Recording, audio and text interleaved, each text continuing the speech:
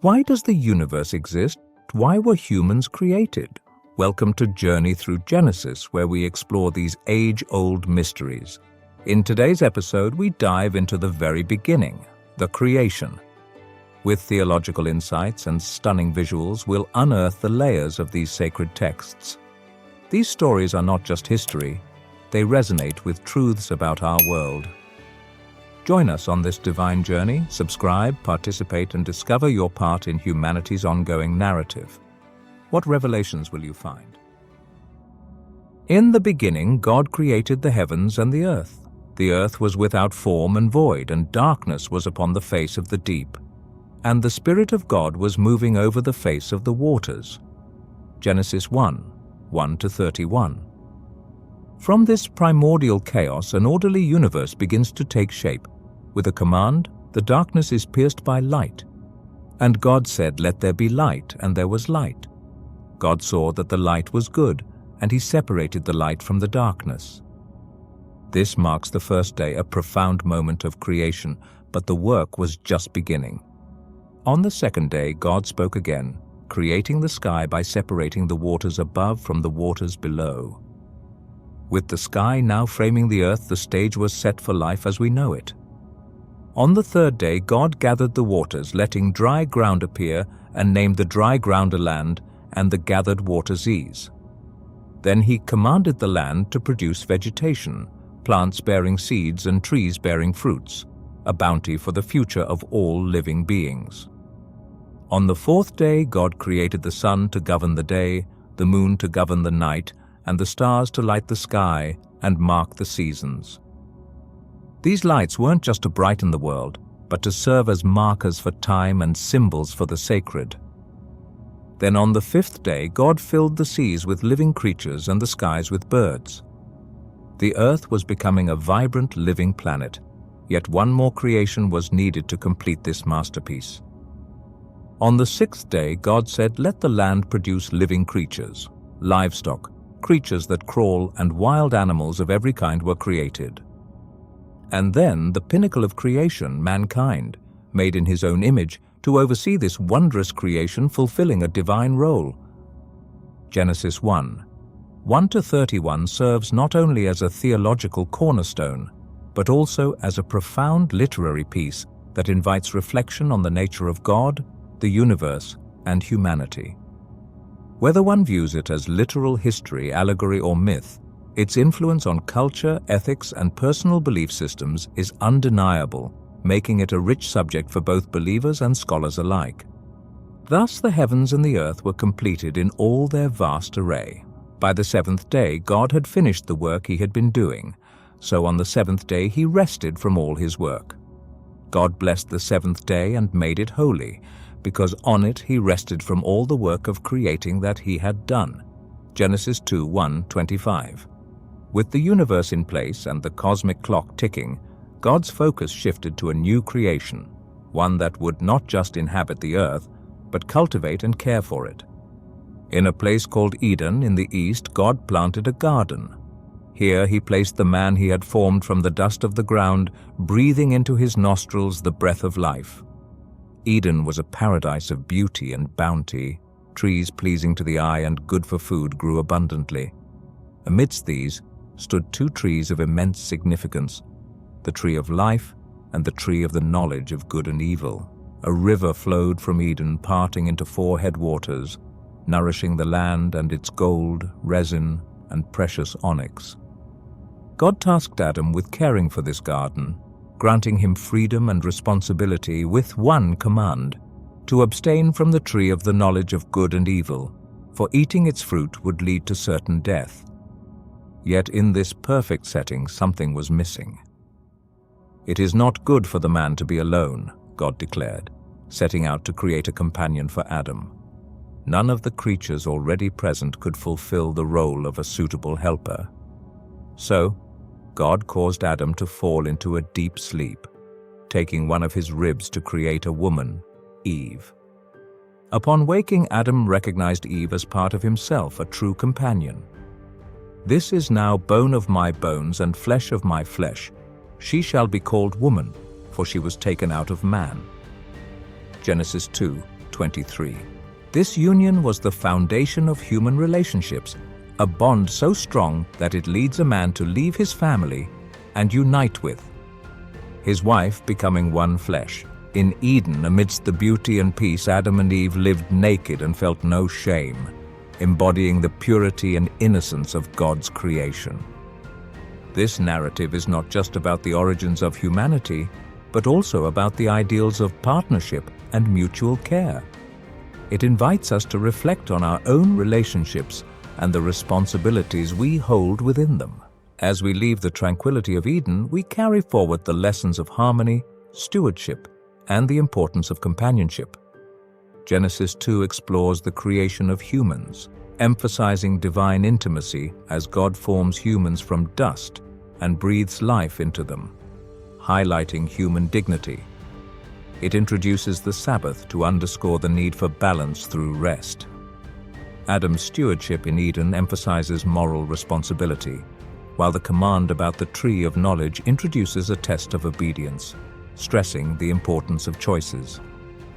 The creation of Eve underscores the necessity of companionship, and the state of innocence sets the stage for themes of purity, moral awakening, and the complexities of sin and redemption.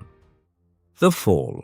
Now the serpent, more crafty than any other creature of the wild, approached the woman with a deceptive question. Did God really say, "You must not eat from any tree in the garden"? Genesis 3, 1-24. Eve clarified that they may eat the fruit of the trees in the garden, but not from the tree in the middle of the garden, lest they die. But the serpent contradicted, assuring her that eating the fruit would not bring death, but the knowledge of good and evil, making them like God. Convinced by the serpent's words, Eve saw that the fruit was good for food, pleasing to the eye, and desirable for gaining wisdom. She took the fruit and ate it, and gave some to Adam, who was with her, and he ate too. Immediately their eyes were opened, and they realized they were naked.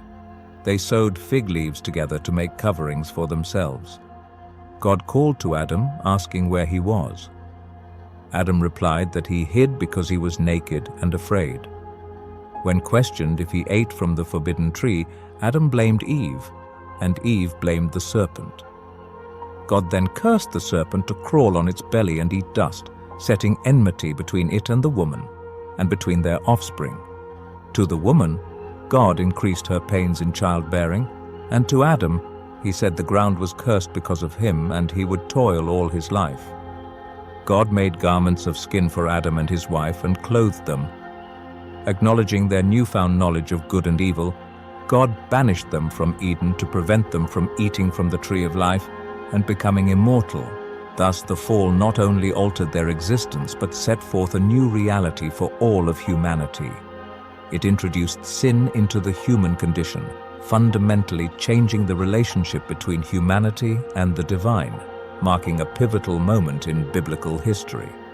This segment portrays the crucial biblical event known as the fall, focusing on the temptation by the serpent, the disobedience of Adam and Eve, and the immediate and long-lasting consequences of their actions. It explores themes of temptation, accountability, punishment, and the loss of innocence, setting the stage for the subsequent narrative of redemption and salvation in the Bible. Cain and Abel. Adam and Eve had two sons, Cain, who worked the soil, and Abel, who kept flocks. Each brother brought an offering to the Lord. Cain, some of the fruits of the soil. Abel, the fat portions from the firstborn of his flock. Genesis 4, 2-26. While the Lord looked with favor on Abel's offering, he did not show favor to Cain's. This rejection deeply angered Cain, darkening his countenance with jealousy and resentment. God warned Cain about the lurking sin at his door, urging him to master it. However, consumed by anger, Cain led Abel into the field, and there he committed the unthinkable. He killed his brother. When God inquired about Abel, Cain's defiant response was, "I don't know. Am I my brother's keeper?" But the voice of Abel's blood cried out to God from the soil, revealing Cain's guilt. As punishment, Cain was cursed to be a restless wanderer, and the earth would no longer yield its bounty to him. Despite his protests of the harshness of his punishment, God marked Cain to protect him from vengeance. Cain's legacy continued through his descendants, who became the founders of various arts and crafts, signifying the spread of civilization, even amidst humanity's fallen state. Despite the tragedy, life continued, and Adam and Eve were blessed with another son, Seth, from whom humanity would seek a new beginning, calling upon the name of the Lord. The story of Cain and Abel teaches profound lessons about jealousy, responsibility, and divine justice. It reflects the complex nature of human relationships and the enduring hope for redemption and renewal, even in the face of grave sin. The story of Cain and Abel in Genesis 4 explores deep ethical and theological themes, highlighting the complex nature of human emotions and the devastating impact of sin, as seen in Cain's inability to master his jealousy and anger, which leads to the first act of violence in human history. God's response to Cain's actions illustrates divine justice tempered with mercy, providing Cain with a protective mark to prevent further bloodshed, underscoring the balance between justice and compassion. Cain's rhetorical question, "Am I my brother's keeper?" raises crucial issues about social responsibility and moral accountability, emphasizing that actions have lasting effects. Despite the tragedy, the narrative progresses with Cain's descendants contributing to civilization, suggesting that resilience and redemption through human creativity are possible. The birth of Seth symbolizes renewal and hope, indicating a potential for moral and spiritual regeneration and a deepening relationship with God, thus offering a nuanced view of humanity's capacity for both destructiveness and virtue. From Adam to Noah, this is the written account of Adam's family line. When God created mankind, he made them in his likeness, male and female, and blessed them, naming them mankind. Genesis 5:1-32. Adam lived 930 years, fathering Seth at the age of 130, and then other sons and daughters. Seth, in turn, continued the lineage, living 912 years and fathering Enosh at 105. As the generations unfolded, each man lived several centuries, fathering children and contributing to the expansion of mankind. Enosh fathered Kenan, Kenan fathered Mahalalel, Mahalalel fathered Jared, and the chain continued. Among these patriarchs, Enoch stands out. After fathering Methuselah at the age of 65, he walked faithfully with God for 300 years. Unlike his predecessors, Enoch did not die but was taken by God, living a total of 365 years. Methuselah, known for his extraordinary lifespan, lived 969 years, the longest of all. His son Lamech then fathered Noah, proclaiming that Noah would bring comfort from the labor and painful toil caused by the cursed ground. Noah became a father to Shem, Ham, and Japheth at the age of 500, marking the continuation of a lineage destined to play a crucial role in human history. The genealogy from Adam to Noah not only chronicles the longevity and continuity of early human life, but also sets the foundation for the pivotal events of the flood, highlighting the enduring legacy and resilience of humanity in the face of divine challenges. The lineage from Adam to Noah, emphasizing the longevity of life, the significance of familial connections, and the spiritual dimensions of these early biblical figures, especially focusing on Enoch's unique relationship with God and Noah's destined role in the narrative of the flood.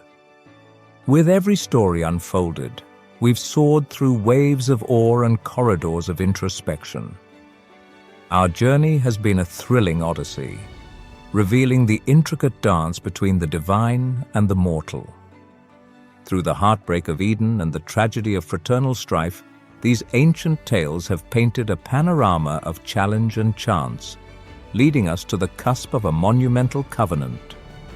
Now, as we stand on the precipice of a new epoch, the saga of Noah awaits, a narrative that promises to redefine the essence of faith and fortitude. Prepare for a story where the heavens themselves decree a covenant of renewal and hope. This is more than history.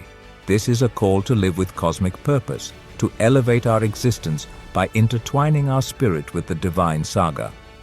Thank you for joining us on this extraordinary voyage through the book of Genesis. We've explored the dawn of creation, the complexities of humanity's earliest days, and glimpsed the promises yet to unfold. But our journey doesn't end here. The saga continues, and we can't wait to share it with you.